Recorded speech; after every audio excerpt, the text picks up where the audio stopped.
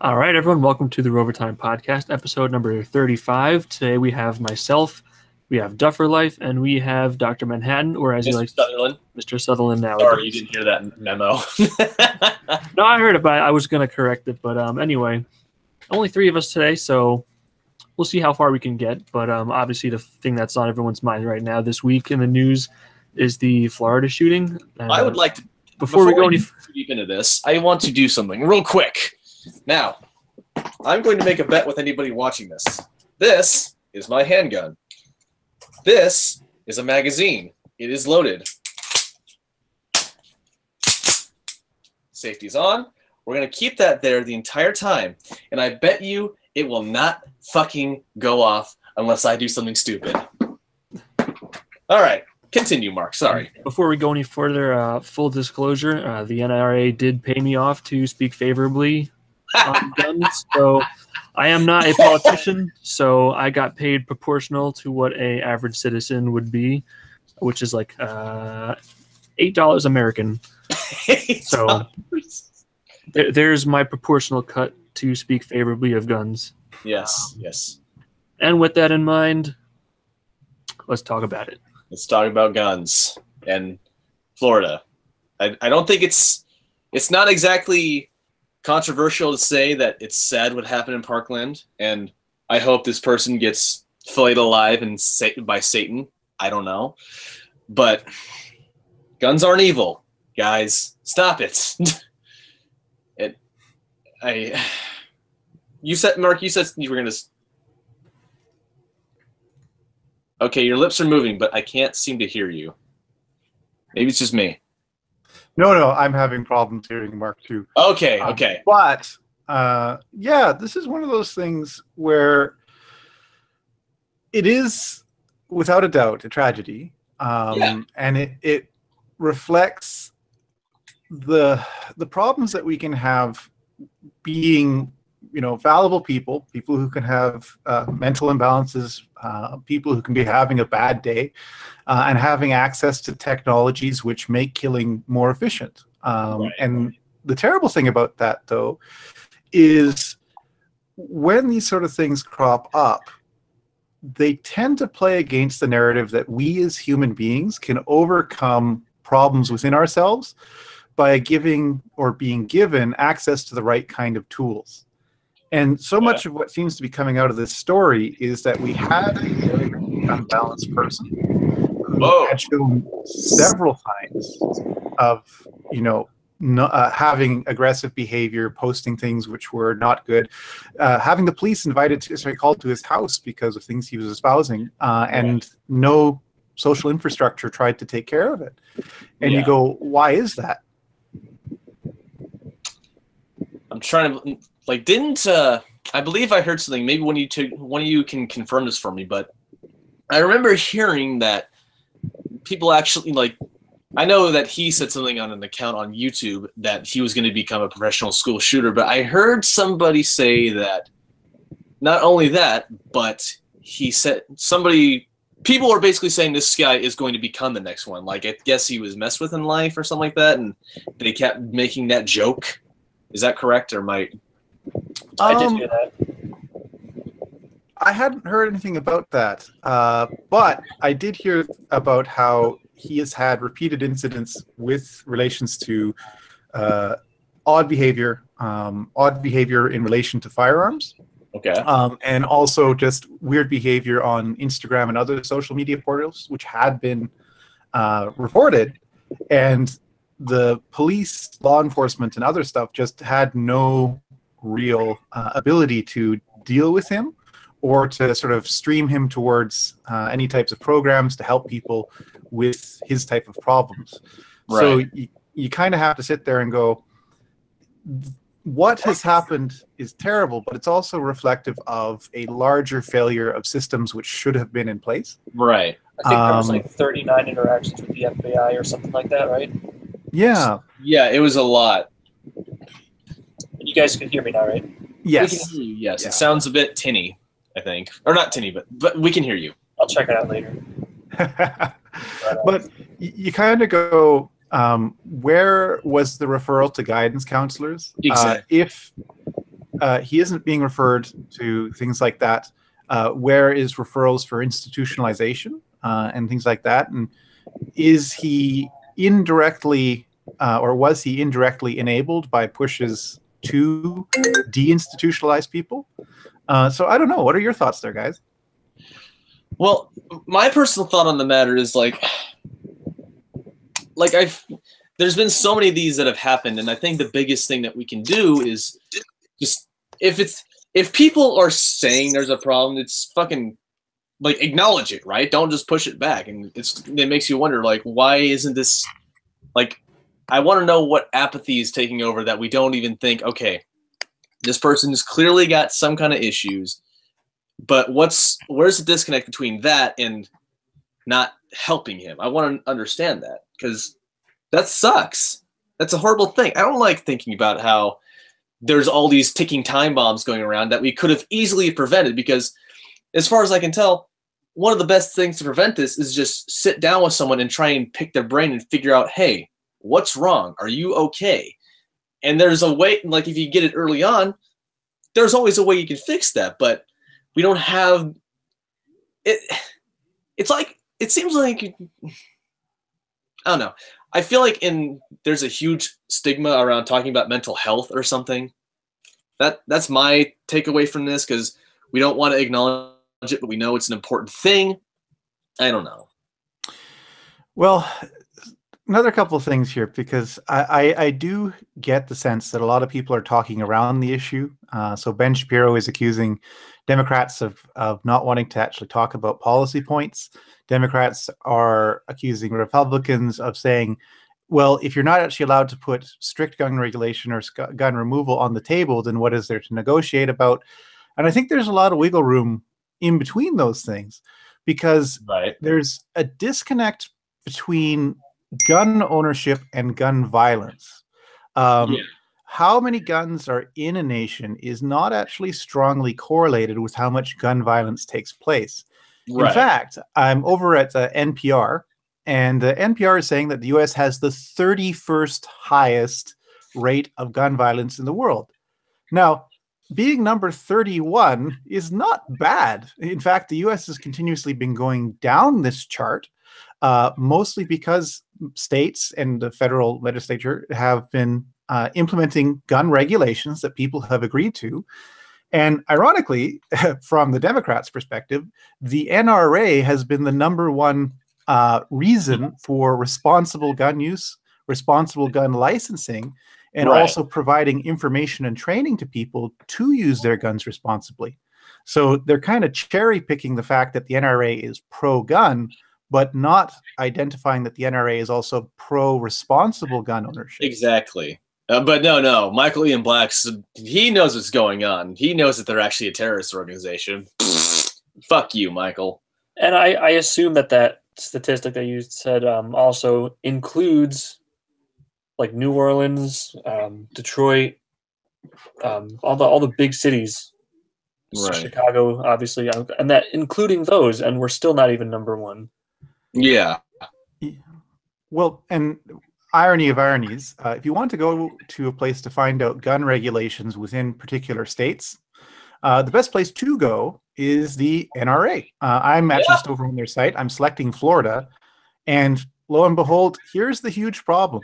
In Florida, you do not need a permit to purchase rifles or shotguns or handguns. You do not need to register your firearms. You do not need to be licensed. You do not need a permit to carry long guns, but you do need a permit to carry handguns. Well, so this. Sorry, go ahead, Doc. So, wait, when you say to carry, do you mean like as in what kind of carry? Just to own? So in this case, carry meaning take it with you. Okay. When you go out. But so here, if we look at Florida, it's like, well, the state legislature seems to have had a big role to play in the fact that they're not keeping track of things. And I know if our good friend Crow is here, he'd be like, I don't want the government to regulate guns. And it's like, well, it's not necessarily gun regulation, but rather licensing and keeping track of who has what and whether we should be leery. I think there's some way to do that, but I'm of the mindset, like I don't have like an inherent bias towards it, like having some guns registered, I suppose. Like, but I don't know. I see. Maybe it's. I don't know if this is just me being paranoid or me being like a God-fearing Second Amendment supporting American. But when I think of registration, I think to myself, okay, so the government knows about these ones. Now, where I'm at in California, there's like a lot of the shit that I could get a hold of that's unregistered. Yeah, that's not gonna fly with anyone in the in Sacramento. But like in somewhere like I don't know, I mean, like Georgia, you don't have to register as far as I understand it. You can, but it's one of those things where it's like, listen, if you do it, that's your prerogative. But well, it's between here. What I would say is, so here in Canada, we tried to do a gun registration, and it largely turned out to be a waste of money, the retrospective one, right? I'm more interested in, and it doesn't have to be the government. It could be a private corporation. Okay. But just licensing and use. So you want to own firearms. That's great. Part of the state level requirement is that you take a course and they ask you things like, do you have any mental health concerns? Okay. And they ask you to verify with the doctor's notes that you don't. And suddenly you're completely licensed all over the states to purchase firearms, however many you want. So the licensing and stuff like that, I think is way more important necessarily than the acquisition. But they also need to have follow-ups. So let's say every 5 to 10 years, they phone you up and they go, has anything changed? Could you resubmit a doctor's letter saying that you are of sound mind? And you resubmit it, you're renewed. Another 10 years, you're good. So that the system itself is trying to police people, but also built into that system is acknowledgments of rehabilitation. So let's say someone has like a mental breakdown. Well, that might be a good reason to hold their guns from them if they're willing to turn them over. But say you go through counseling, you complete it, and they give you a clean bill of health, they can give them right back. So I would be more on the licensing side for ownership rather than the registration thing per firearm. Okay. I could understand that. That seems fairly reasonable, I would say. Like, well, it's like here. Go ahead. Here in Canada, every 5 years, I have to renew my gun licensing, my restricted and my long arms. And if I don't, the RCMP is going to give me a call and say, hey, you missed your renewal date. Get that done or turn over your firearms. And if I miss it, I would turn over my firearms because here in Canada, we have a couple different laws that allow you to willfully turn over your firearms with no consequences to you, which is actually pretty good. It's also nice because we can willfully turn over unused cartridges and unused rounds as well to the RCMP, and they'll just come and pick them up. And no damage to you. You just have to make sure that you follow the proper channels. So although I have a feeling some people would be like, oh, you don't want the police knowing that you have X, Y, or Z, having the confidence in your police force that they're not going to prosecute you for trying to follow the law as it is written is a good thing, or at least I think it's a good thing. Right. Okay. I'm trying to think of a good rebuttal to that. Mark, do you have anything that you can weigh in on that one with? Yeah, I'm sure it's good for Canada, but for here, it's a slippery slope. And yeah, it really is, because one thing leads to another, and you give someone an inch, they take a mile, and it's a shame that they've already been infringed upon. But once you touch our rights, and then you say that they're changeable, I'm talking about the Bill of Rights, the 10 inalienable, rights granted to you and are held by the people, not the government. Well, once you say, okay, government, you have some influence on these, then it just doesn't stop. Yeah, like God. They take any little thing and they say, here's a precedent, and now we could take more. And then and I anticipated that a bit, Mark. As I said, with deference to that particular Americanism, because I know you guys really don't trust your government. Yeah, we're fucking. There's a reason we formed the way we did. But essentially, you could do it either by private company or from community association. all that you have to do is make sure that you have the valid piece of paper that says, I'm a member of said community association, or this private company has done my background check, and you carry that around with you. And so say you go between states, well, you just have to report to the next either private company or that community association, and they would say, okay, you appear to be in good standing, and they register you, right? So you can take it out of the government hands. It's just that I would argue you want all gun users to have some very basic knowledge about how to maintain their firearms. Oh, yeah. What's a safe way to use them? What are the laws? So here in California, we have a 10-day waiting period, whereas opposed to somewhere like Texas, there's like nothing. And as far as I'm concerned, since we have that 10-day waiting period, what would be great is like, hey, what if, like, I don't know, the person. So as far as I understand, the FFL holds it for as long, from day one or whatever, like that, and as long as all the paperwork's being processed over the course of those 10 days. And I always thought to myself, okay, this seems like, I don't know, it seems like wasted time. What if, for instance, with this thing, what if when I bought this, I was, over the course of those 10 days, told, hey, before you pick this up, it'd be helpful if, like, you were to come by to, I would go by to the buyer from this, and they would say, hey, here's how you clean it, here's how you take it apart, here's like all the finer intricacies of this gun, that kind of thing. Where it's just, I get really annoyed at the 10-day waiting period because it's so useless. And I would love to have that kind of hands-on time, just one-on-one with the guy selling me it, who could say, hey, here's what you do, basically. Make it useful. As opposed to just an obstacle. I have a solution for that. Okay. We get an Ian Laspina app from Forgotten Firearms, and literally you just boot it up on your phone and you go, Ian, I would like to purchase a, and then Ian pops up and he tells you how to deal with it properly. So wait, the app is called Forgotten Weapons? No, I'm saying we should build an app with Ian Laspina as Forgotten Weapons. And so every time you go to purchase a firearm, you have any questions, you just, like, instead of Siri, you go Ian, and Ian pops up. Yeah. Hi, I'm Ian Laspina from Forgotten Firearms. What gun would you like to register today? Please just call it Ian McCullum. Yeah. But I think from what I'm hearing, the big problem is that people would like to find a solution, but the two sides that we hear the most about don't have or are unwilling to find points of agreement which they can start bridging. So the idea, get rid of all the guns, get rid of all the firearm problems, it's like, well, actually, no. Ben Shapiro points this out with Australia. Their gun crime is decreasing less quickly than the United States, even though they've technically removed all the firearms. In the same way, it's like if we look at Switzerland, where every man is required to have a firearm, they have a ridiculously low gun crime rate.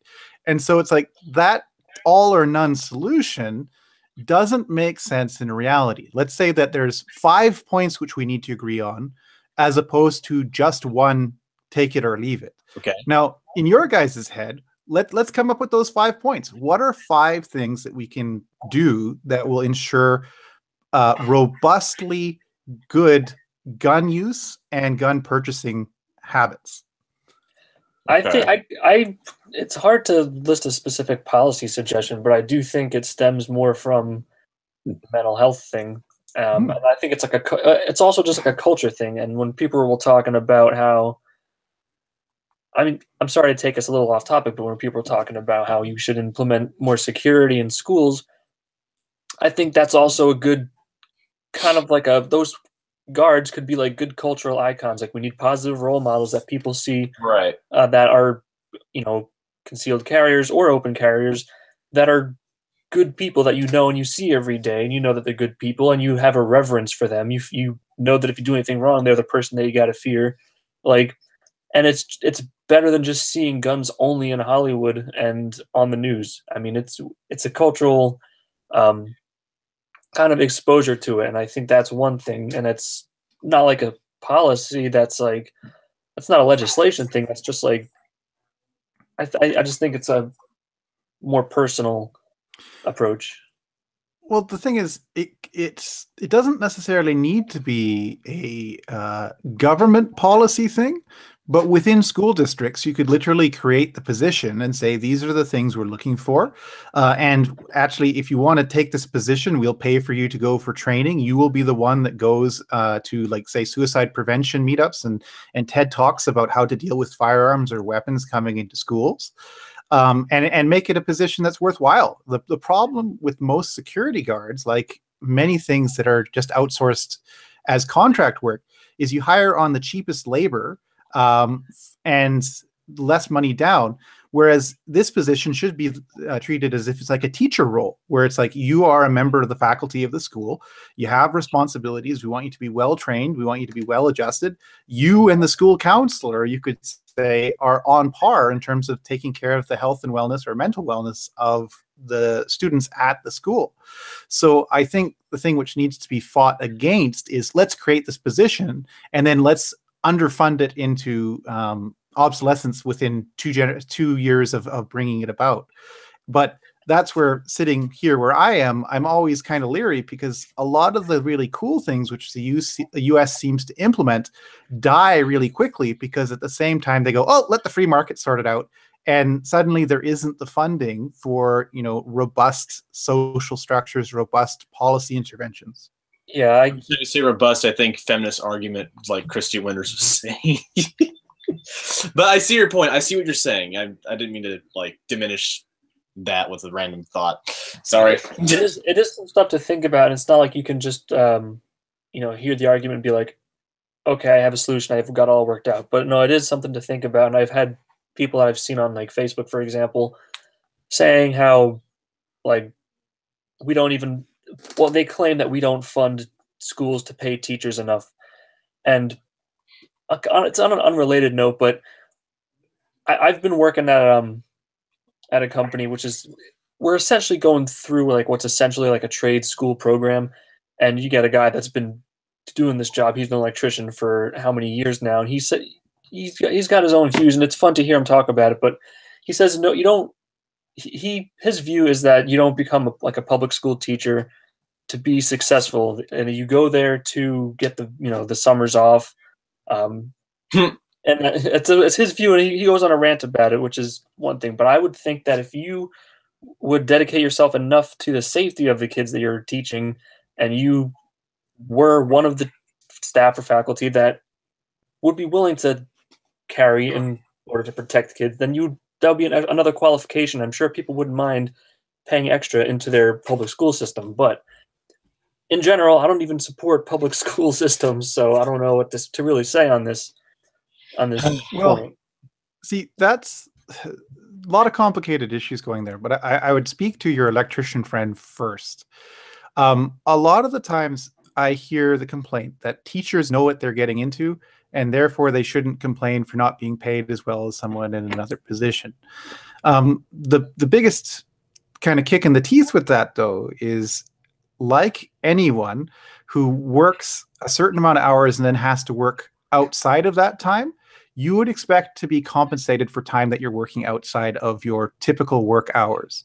As an electrician, if you have to work overtime, generally you are paid overtime.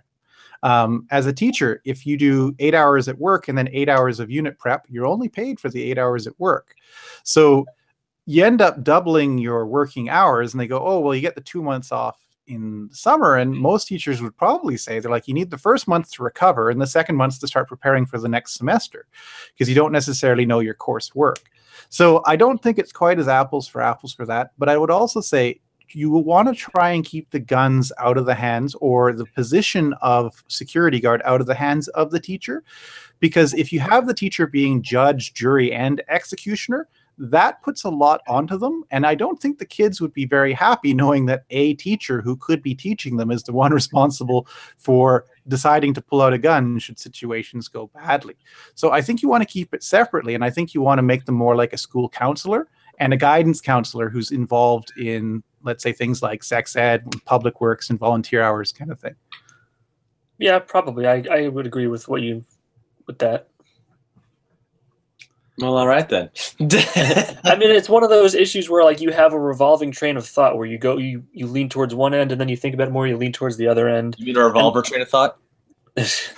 But yeah, it goes back and forth because it's not all this stuff with clear-cut answers, and you think one way, you think another way, and you don't really get set in on a particular side, and then and until it subsides because it's too hard to come up with a solution, then you forget about it until something else happens again.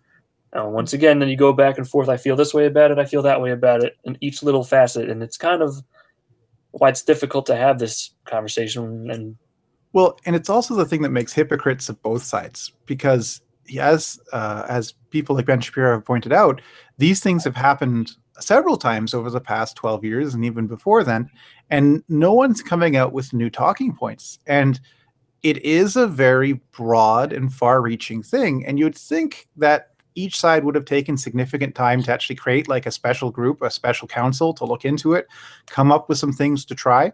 But as far as I know from all the reading about what's been going on, that hasn't happened. And Shapiro makes the very cynical argument that they won't do that because it's so politically advantageous for, in this case, the Democrats not to do anything about it, because they can use it to sort of stick it to the Republicans. But whenever the Democrats get in power, they don't try and change the gun laws. That definitely sounds like something a Democrat would do. I'm not going to lie. Yeah, true. I would hope, though, that people would take this time to at least be educated, and no one seems to know anything on the left side. They don't. I keep seeing posts of people, someone saying like, there was a post where someone willingly turns his AR-15 and he's to the police, and he's like, oh, because I don't need a tool capable of mass murder like this. It's not. Yeah, a tool. that wasn't a real person. And I comment, yeah, I know, of course it's fake, but I'm sure there's a bunch of people that are like, yeah, he's got a great point, and I applaud this guy. But I commented like, this is a gun that functions no different than basically every other gun. Yeah. And they replied, oh well, I don't care. I don't think that people should have automatic weapons of any kind for any reason. Yeah. Even if it's fun or hunting, I'm like, it's not automatic. Not only that, but the NFA. Like, I don't care. Something needs to change. And I'm like, you don't even know what you're talking about. So, Mr. Sutherland, you were about to say. Well, okay. Here's the thing. Most people are always saying this shit about, oh, people who needs an automatic weapon or anything like that. First of all, no. Unless you're willing to pay, unless you're in, a certain state.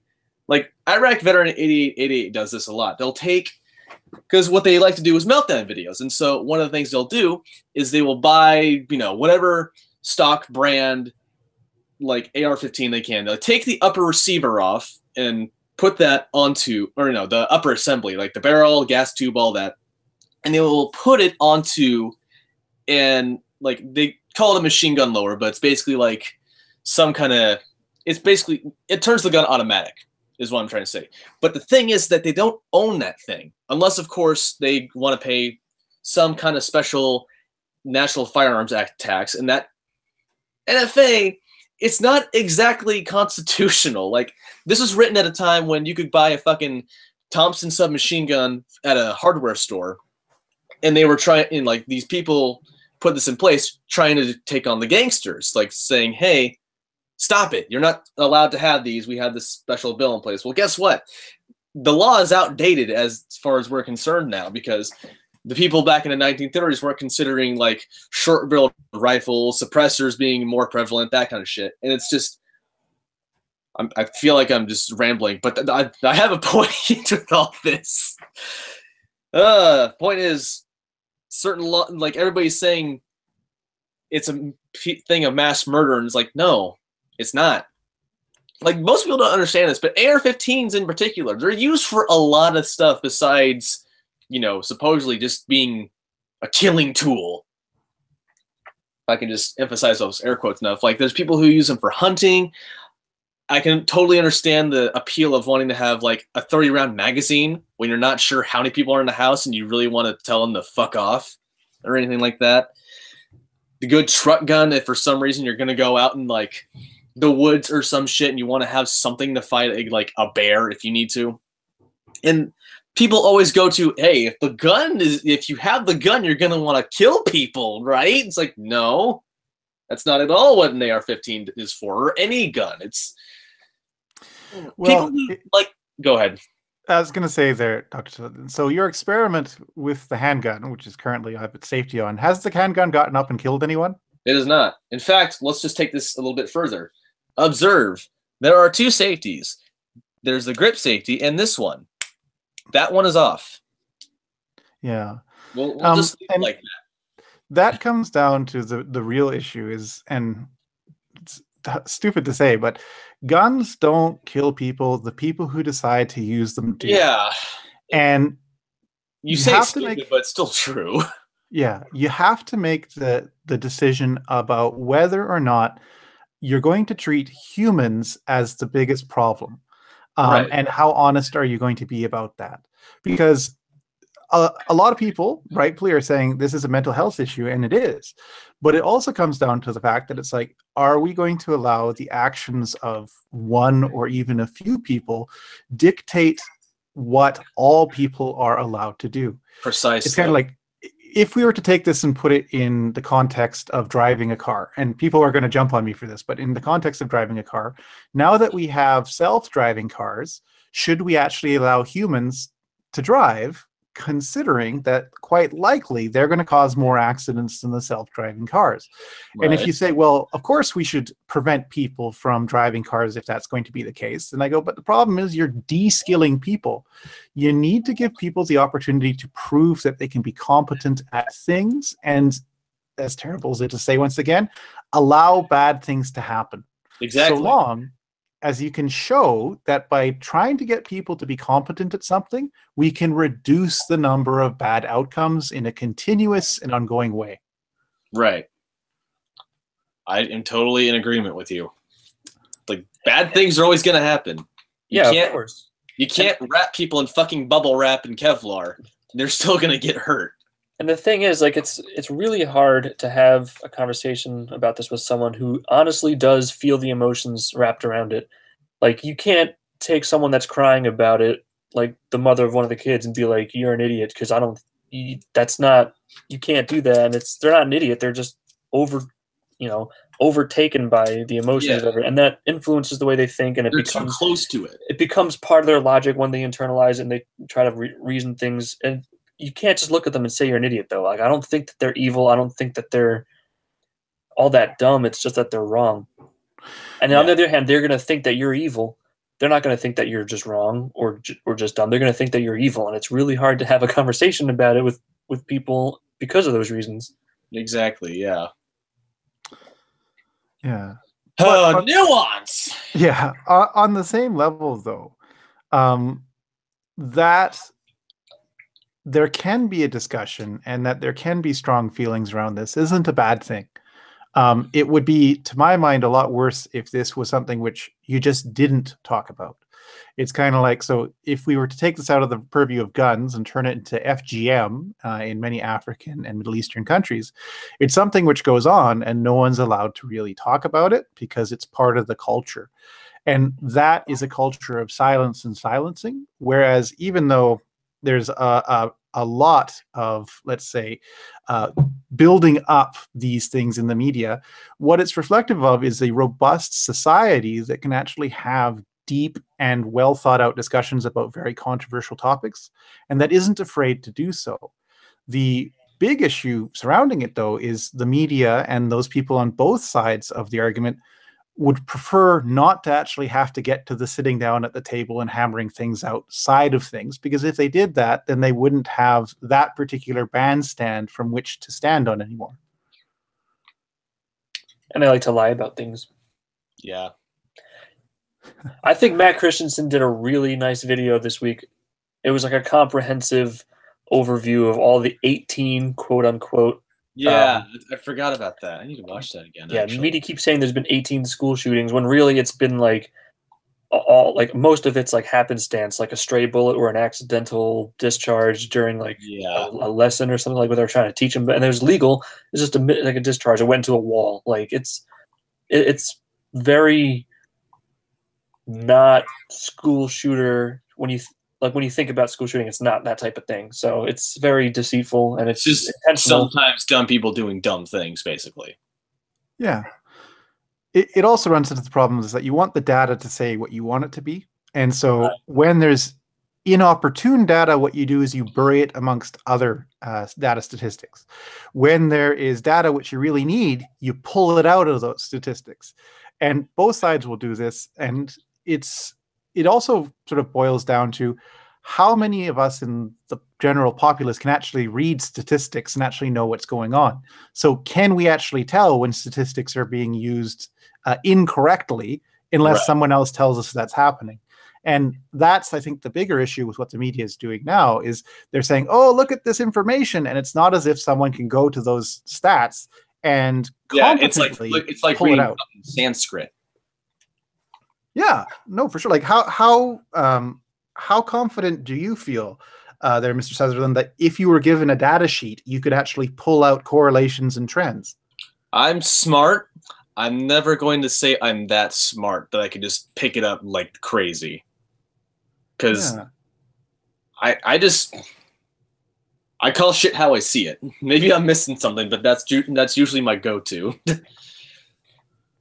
Yeah. How about you there, Mark? I'm pretty good with numbers, but I probably would need more time, more experience with statistics themselves. But it's something I could pick up on. I just not at the moment. Like if you gave me something, I would, I can get like a rough, like mostly if it's like graphs. If it's in a graph form, I can roughly view it. Yeah. What if it's a chart? I like charts. Yeah. But yeah, here in Canada, I can't remember our last mass shooting in a school, but we have had them. But the frequency with which they happen is low. Even in the States, it's low. It's not like it's happening on a daily or even a weekly or monthly basis in terms of large-scale shootings. And on the one hand, you want to be able to say, well, job well done. We're doing something to reduce the likelihood these are going on. If there's particular states where it never really happens, maybe they're doing something right. Maybe we can take some policy interventions from those states and apply them to places like Florida, who, from what I can see, has a couple different issues going on, one of which is that they're very liberal, ironic, in the way that they allow people to get guns. It's always the ones you least expect to be easy about that shit. Yeah. Always. But at the same time, so you guys, of course, have both gone to school in the States. If there was somebody who had, let's say, a mental health issue, how frequently can you remember them actually being sent to a child psychologist or sent to some sort of intervention program? Let's see. I honestly can only think of one person who was saying shit that kind of made me think, all right, what's going on there? And I remember it vividly because there was this one art history class I had to take to fulfill like a humanities, credit. That's what the word was. Jeez. And everybody had to bring up something that they did that they considered to be like their art form. So for some person, it could have been cooking. For another person, it would have been like martial arts. For me, it was writing. It was, to the person. And there was this one guy I remember talking about how he couldn't think of, like, he went from he didn't know what to have as an art, but then it somehow beautifully he went to just everything kind of being like destruction and darkness. And I remember thinking to myself, what? And I kind of kicked myself because I never tried to follow up and ask him, hey, you all right, dude? What the hell's going down? Yeah, that kind of mindset's really widespread now. Like everyone likes to talk about how they're anxious and depressed, and yeah, it's kind of like it's like a people say that they go through phases like that when they're teenagers, but it's just disappointing. It's it's all over the place now. No one wants to talk about being happy. They're all like, oh, everything sucks, and they just make jokes about it. But a lot of people nowadays are in this widespread just movement of self-pity. Yeah. Everyone's self-pityful nowadays. It's really weird. It's annoying. too. Like, seriously, how many people do you know on Facebook that post memes about, like, how they don't like their life or stuff like that? Like, it might be jokes, but, like, there's memes. It's, like, all over the place. They might be joking, or they might just agree with it and post it. Like, yeah, that's how I feel. And then no one's really, very few people are posting about, like, oh, I had such a great day. I did this. I'm so happy. Like, very few people do that. It's like people's natural inclination is to just bitch for some reason. Yeah, people are somewhere along the lines, people really got wrapped up in like the victim mentality, and they like martyrdom, and they just like being the one that's the underdogs. I don't know. Right. I don't know why. Yeah, I guess you could try to do thought experiments and try to guess at why, but it just is. I don't know. I just noticed it. Do you notice that? I kind of get that feeling sometimes. Yeah. I would be willing to say that the bigger issue is that because of things like social media, we become far more aware of it. And because people are now viewing other people's My Life Sucks posts, we might be artificially extending what is a typical teenage behavior well into someone's 20s and well into their 30s kind of thing. But the people who have time to bitch about things on social media are not the ones who are going out and improving their lives. So we do have a bit of a sample bias going on, I would say, for sure. And the fact that it's so much more viewable and readily apparent maybe has a negative impact on people in general and might make them more prone to go into that sort of self-loathing or woe is me behaviors kind of thing. Just so Yeah. much stuff in the world. Okay, do we have a topic that is slightly less depressing? Well, we could talk about Black Panther, but I'm the one who's seen it. Don't worry, I read the spoilers. I know everything that happened. Yeah. Well, there's just so much that happened towards the end of it that. Well, okay, there was one thing in particular that kind of threw me for a fucking loop. Because, okay, so spoilers for anybody watching. I actually don't know how many people are watching. I don't have the chat open, but anyway, I feel like most people watch it later on. Yeah, well, because the main goal, it seems, and Duffer, you'll have to help me out here because I was a little bit confused as to what Killmonger's goal was throughout the movie, but Killmonger gets to a point where he's just like, hey, we're going to reshuffle the deck and use Wakanda's military prowess to, like, just fuck up everybody and be like, hey, well, we're going to raise ourselves up and that kind of stuff. At least, I don't know. How am I doing so far? Because that was a lot to me. Well, so just to backtrack in the movie, spoilers. Movie starts off in the past with the Black Panther hunting down someone who turns out to be his brother. Because he's wanting to share Wakandan secrets with the world at large. The Black Panther kills his brother and may have made a mistake in leaving his son alive. Yeah. The son has a bunch of resentment over this, but at the same time, the son has the perspective of having lived in the wider world and would like Wakanda to be more of a world presence, even though from his perspective, it would be as conquerors or as the leaders of the world. Yeah. Which as the next superpower, basically. Yeah. Which puts him directly opposed to Wakanda's chief principle, which is isolationism. So Wakanda can be kind of understood as the United States during the 1920s and 1930s, not wanting anyone to come in and not wanting to have to deal with any of the world's problems. Yes. And so, well, okay, I'll just fast forward it because it gets to a point where, you know, the new Black Panther, T'Challa, he sinks a spear into Killmonger's like chest or something, and you know he hasn't pulled it out yet, and he decides to grant Killmonger one last mercy of seeing a Wakandan sunset because he's always heard it was the most beautiful thing. And T'Challa's just like, it doesn't have to be like this. We can still save you. You don't have to die. And Killmonger is just like so anti T'Challa, and he basically was saying he didn't want to be a prisoner because he knew he's like, yeah, no, I'm not gonna be free roaming after this. But it was he says something like, my ancestors and my people, they knew that it was better to die than, keep being on the boat, or no, better to drown than be on the boat. I want to be like, those weren't your ancestors then if they fucking drowned, dude.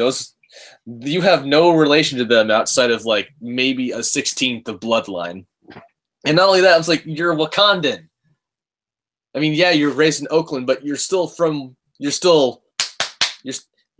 is still Wakandan for you, sir. None of your ancestors are on boats, dude. It was so much compiled into one sentence. Yeah, the thing is, of course, it's meant to be a feel-good movie, and that's totally great. The thing which makes it so awkward, though, is Black Panther, and we talked about this last week, his lore is that of an anti-hero. He's someone who is stuck between two worlds. He's the defender of Wakanda, and he knows that Wakanda has something really good, and that if you let the rest of the world in, what Wakanda has will disappear, and you'll no longer be Wakandans anymore. So he comes across very much as an ethno-nationalist. Right. On the other side, he thinks Wakanda has been isolated for far too long, and his experience with the wider world has led him to believe that there are good things out there that Wakanda could benefit from. But for him to be the one that turns around and then opens Wakanda up to the world by basically putting embassies in the inner cities, doesn't really seem to work. And on the same sort of principle, why would the Wakandans care particularly for African Americans when their ancestors from Africa were Wakanda's enemies? Right.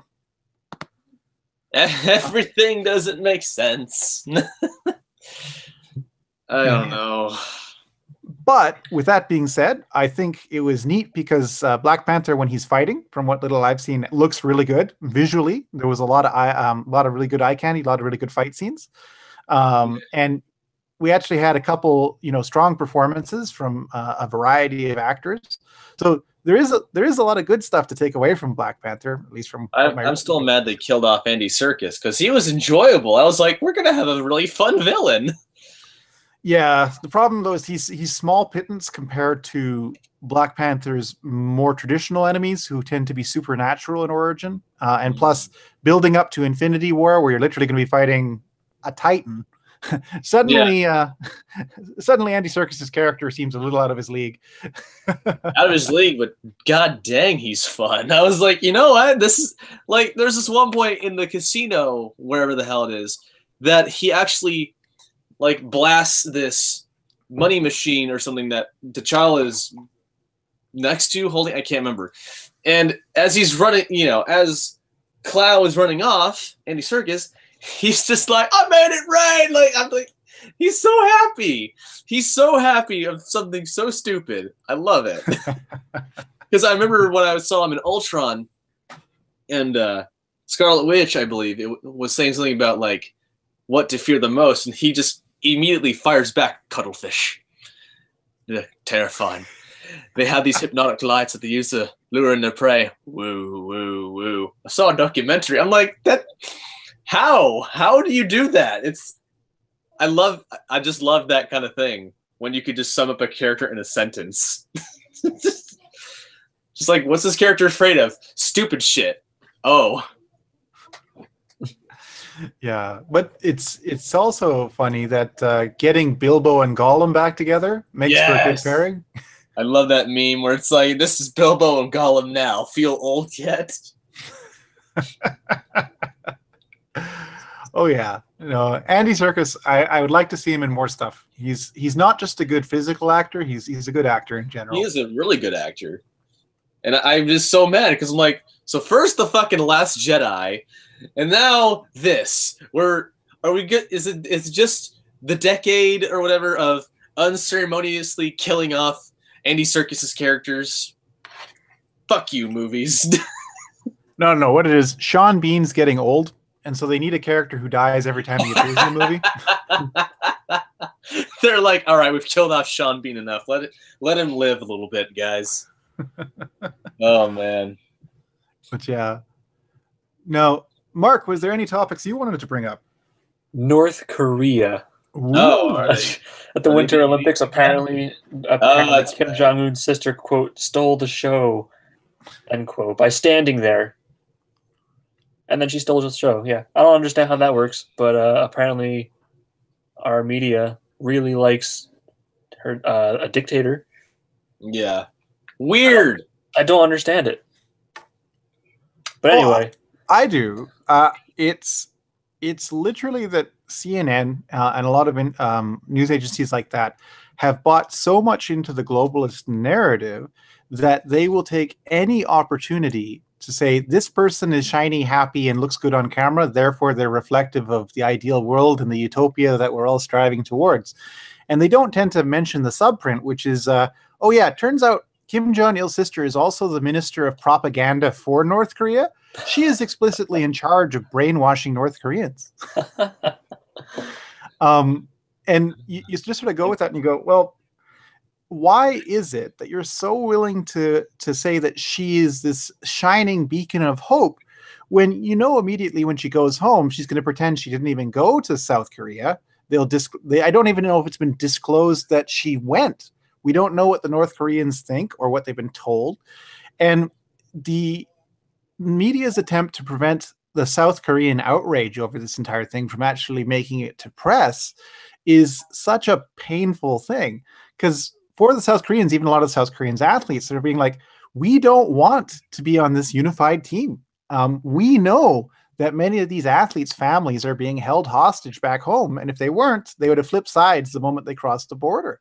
Why are you trying to promote the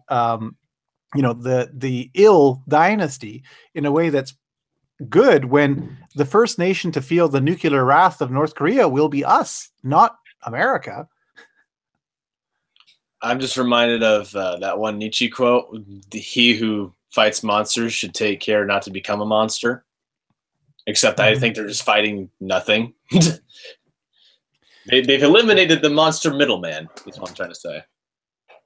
Well, this is also the same thing. So it's like if we literally had like a checklist. This is the media that promoted Linda Sarsour as the next big thing in feminist thought. This Muslim American woman who, the more we find out about her, we find out she's actually not that great of a feminist.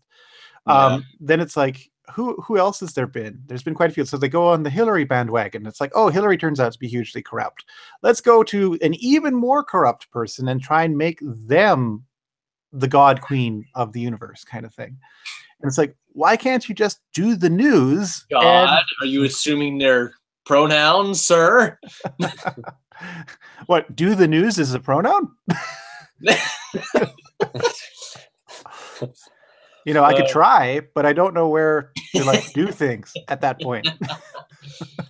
Oh God, the left is still imploding, and I love it.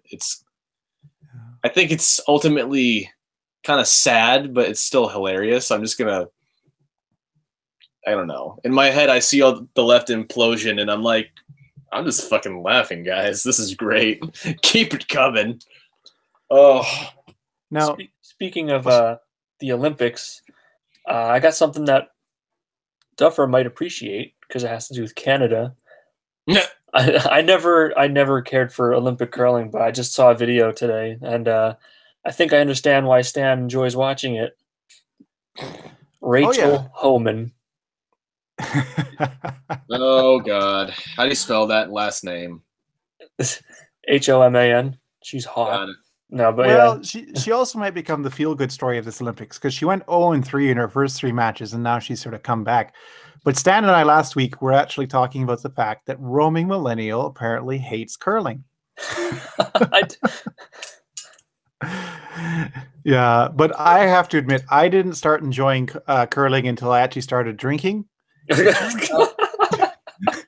It's a really good beer and peanut sport. You just sit there and you watch people throw rocks down the way.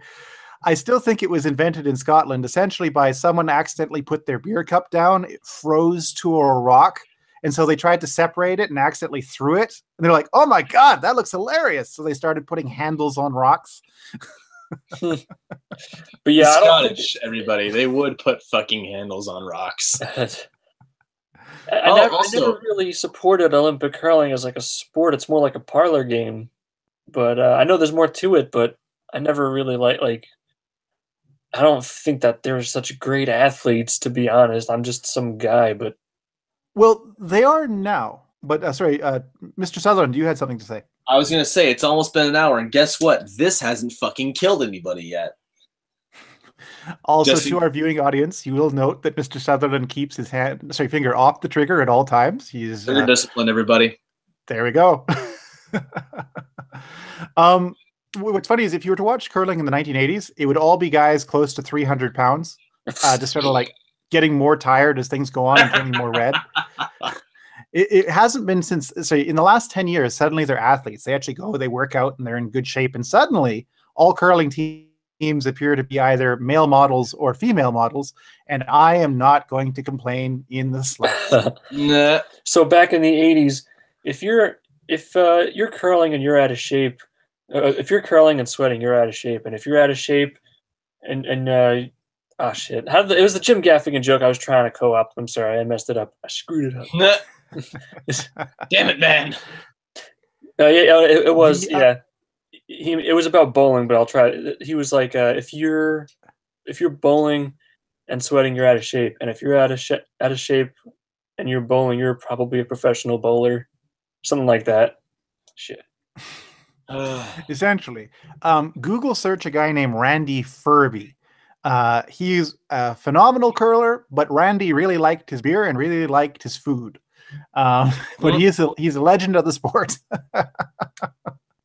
Now, the way you said that, is he still around or is he done?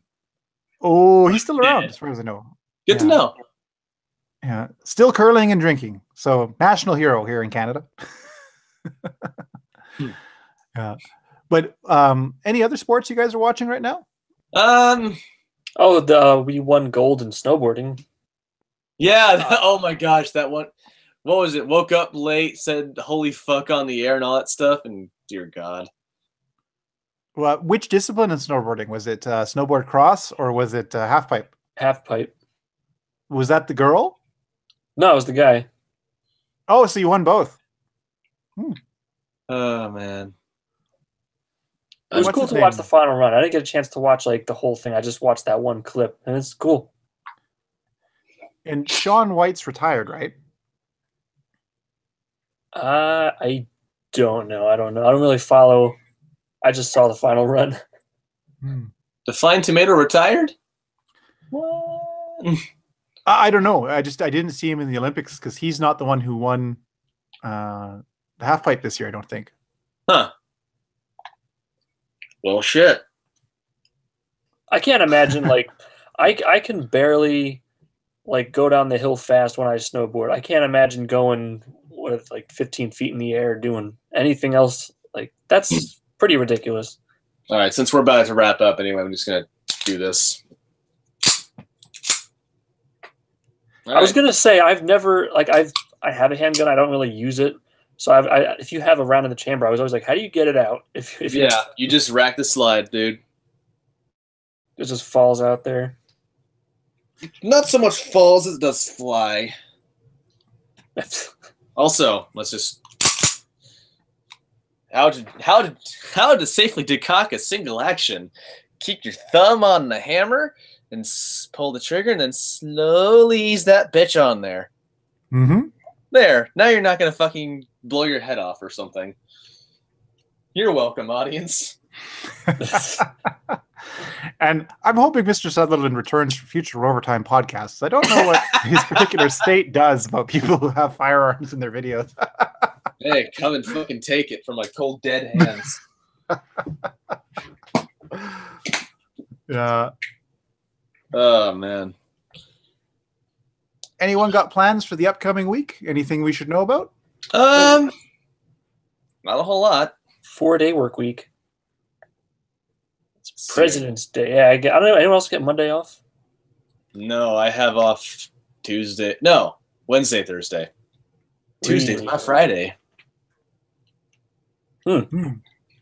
That's all I got. I have nothing planned so far. Yeah. What about you, Duffer? Not too much. who is it? So Dave Rubin had on a guest named Sean something or other, and he was a former convict who's now become a lawyer, currently reading his book. Finished Jordan Peterson's 12 Rules for Preventing Chaos, and I would highly recommend it. And I'm reading 2 more books, which hopefully I'll finish by the end of this week. But a lot of good reading. I'm actually looking forward to seeing if Roaming does anything about the 12 Rules for Chaos. I'd love to see her take on it. That'd be interesting. Yeah, but yeah, if you can get a hold of those books, guys, I would highly recommend. How do you feel about audiobooks? My problem there, Mark, is I read so fast that audiobooks take freaking forever.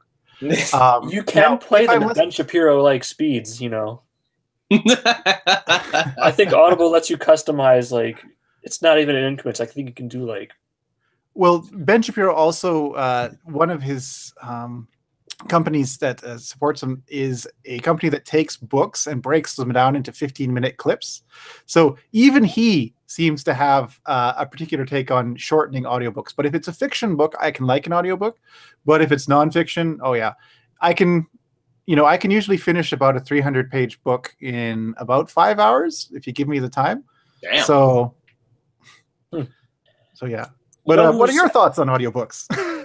They help MP3s. They help me get to sleep. I like them. Nice. And I could drive to them while I'm on my way to work. It gives me. I can't listen to the radio anymore. All the songs suck. It's the same ones over and over, and they don't drive with my personality. So I now listen to audiobooks. But it's called Nox Cord, dude. Since we're on the topic of Ben Shapiro, you know who's rising the ranks in terms of speaking speed? Steven Crowder. If you ever noticed it nowadays, he talks like almost at the same speed especially when he gets like passionate about something. He debunked everything about gun control in 54 seconds. Yeah, that was like, oh man, that was really, really, really, good. But yeah, I know he's talking just as fast as Ben Shapiro nowadays. So he's learning from the master. Yeah. Did anybody else see that Dan Arell called Ben Shapiro a fucking white nationalist? Did anybody else see this? I've heard the name, but I can't tell you anything that Dan Arell does. Is he the sportscaster that sometimes... No, he's some kind of anarcho-communist professor.